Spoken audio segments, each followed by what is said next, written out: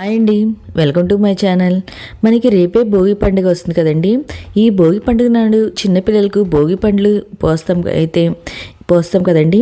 అయితే ఈ రోజున చిన్నపిల్లలకి భోగి పండ్లు ఎలా పోయాలి, అసలు ఈ భోగి పండ్లలో ఏమేమి కలపాలి, ఎవరికి పోయాలి, మొదటిసారి ఈ భోగి పళ్ళను ఎవరు పోయాలి, తర్వాత ఈ భోగి పండ్లను ఏమి చేయాలి అనే అన్ని విషయాలు, ఈ భోగి పండ్లకు సంబంధించి అన్ని విషయాలను నేను ఈ వీడియోలో తెలియజేస్తానండి. ముందుగా అందరికీ భోగి, పొంగల్, కనుమ శుభాకాంక్షలు అండి.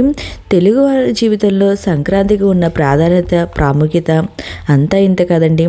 సంక్రాంతి పండుగ అంటే మనకి ఎన్నో ఉంటాయి. గాలిపటాలు ఎగరవేయడం, పిండి వంటలు చేసుకోవడం, భోగి పండ్లు పోయడము, గంగిరెద్దులు, హరిహరదాసులు, ఇలా చెప్పుకుంటూ పోతే చాలానే ఉన్నాయండి. అలాగే సంక్రాంతి నాడు కుటుంబం అంతా కలిసి సరదాగా సమయాన్ని గడుపుతాము. సంతోషంగా ఇంట్లో పిండి వంటలని, విందు భోజనాలతో గడుపుతాము. అయితే నేను ఇక్కడ ముందుగా ఈ భోగి పళ్ళని ఎలా కలుపుకోవాలో చూపిస్తానండి. మనం ఒక ప్లేట్ అయితే తీసుకొని మనకి ఎన్ని భోగి పళ్ళు పోయాలనుకుంటున్నామో అంత మోతాదులో రేగి పళ్ళు అనేది తెచ్చుకోవాలి. ఈ రేగి పళ్ళు అనేవి చిన్న సైజు ఉంటాయి కదండి, ఆ చిన్న రేగి పళ్ళు అనేది తెచ్చుకోవాలి. వాటిలో కొన్ని మందారపు రేకులు కానీ లేదా బంతిపూల రేకులు అయితే కలపాలండి. మీకు ఈ రెండిట్లో ఏది ఉన్నా కలపండి మీకు అందుబాటులో. వాటిలో కొన్ని చిల్లర నాణాలు అయితే వేసుకొని కొంతమంది ఏంటంటే వీటిలో శనగలు కూడా వేస్తారండి. అంటే ముందుగా ఒక 3 to 4 hours ఈ శనగలను అయితే నానబెట్టుకొని వాటిని కూడా ఈ రేగి పళ్ళలో అనేది కలుపుకోవాలి. లేదా కొంతమంది చెరుకు గడలు ఉంటాయి కదండి, వాటి చిన్న చిన్న ముక్కలుగా చేసేసి ఆ చెరుకు ముక్కలను కూడా వేస్తారు. కొంతమంది చాక్లెట్స్, పటిక బెల్లం ముక్కలు ఇలా ఏనా వేసుకోవచ్చండి. వాటిని వేసుకొని చిన్నపిల్లలకి ఈ భోగి పళ్ళు అనేది పోస్తారు. మనం ఈ భోగి పళ్ళు అనేది సాయంత్రం వేళల్లో చేయాలి. సాయంత్రం 5 ఆ టైంలో మనం ఈ భోగి పళ్ళు అనేది చేసుకోవాలండి. ఈ భోగి పళ్ళని ఏ వయసు పిల్లలకు పోయాలంటే మనం బేసి సంఖ్యలో ఉన్న అంటే 11 సంవత్సరాల లోపు అయితే పిల్లలకు పోయొచ్చు అంటారు. కానీ మామూలుగా అయితే 5 సంవత్సరాల పిల్లల దాకా అయితే పోస్తారండి ఈ భోగి పళ్ళని. ముందుగా మనం ఒకవేళ మొదటిసారి ఈ భోగి పళ్ళని పోయాలనుకున్న వాళ్ళ పిల్లలకి బేసి సంఖ్యలో అంటే మొదటి సంవత్సరంలో కానీ లేదా 3వ సంవత్సరం ఉన్నప్పుడు కానీ ఈ భోగి పళ్ళని అయితే పోయాలండి. అలా సరి సంఖ్యలో ఉన్నప్పుడు అయితే పోయకూడదు. బేసి సంఖ్యలో ఏజ్ ఉన్నప్పుడు మనం ఈ భోగి పళ్ళని అయితే పోయాలి. నేను ఇక్కడ అన్ని రేగి పళ్ళు కొన్ని తీసుకొని వాటిలో చామంచి రేకులను వేసుకున్నా అండి. కొన్ని చిల్లర నాణాలు అనేది వేసుకున్న తర్వాత కొన్ని పటిక బెల్లం ముక్కలు అయితే కలుపుకున్నా అండి.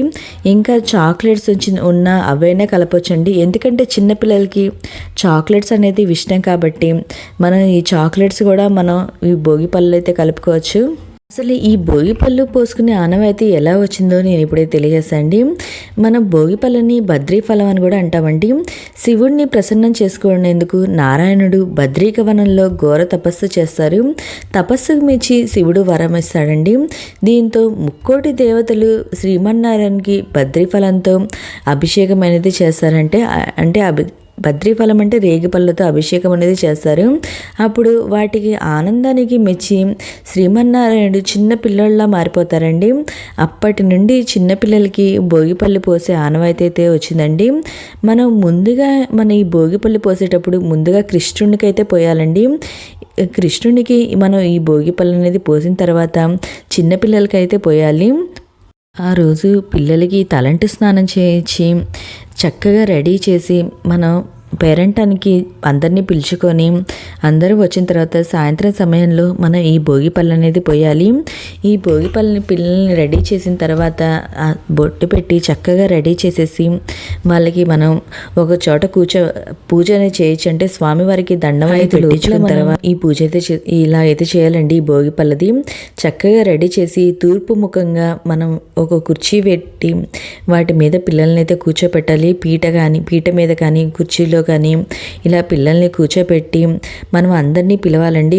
ముందుగా మన తల్లి పిల్లలకి భోగి పళ్ళని అయితే పోయాలండి. ముందుగా మనం కృష్ణుడికి మనం ఈ భోగి పళ్ళని పోసి తర్వాత మన పిల్లలకైతే ఈ భోగి పళ్ళని పోయాలి. నేను ఇక్కడ మా భోగి పళ్ళని కృష్ణుడికి పోస్తా చూపిస్తున్నా అండి. ముందుగా పిల్లలకి కృష్ణుడికి భోగిపళ్ళు పోసిన తర్వాత హారతి అనేది ఇవ్వాలి.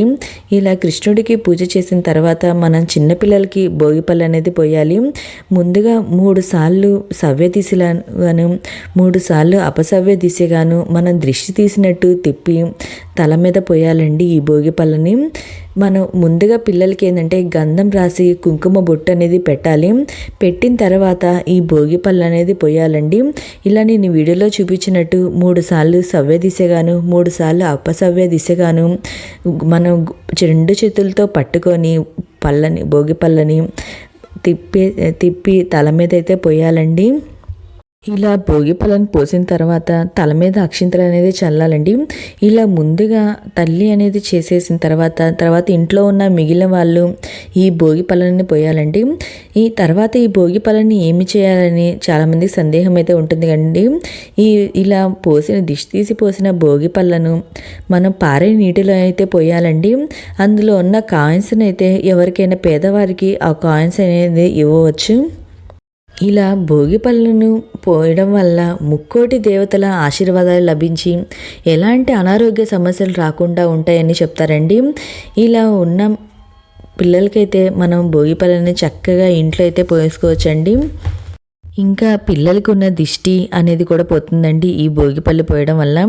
ఈ భోగిపళ్ళు అనేది మగపిల్లలకి పోయొచ్చు, ఆడపిల్లలకి పోయొచ్చు అండి. చిన్నపిల్లలకి అంటే 1 సంవత్సరంలో పిల్లలకి లేదా 3 సంవత్సరాల పిల్లలకి ఇలా అనేది ఈ భోగిపళ్ళు అనేది పోయవచ్చు.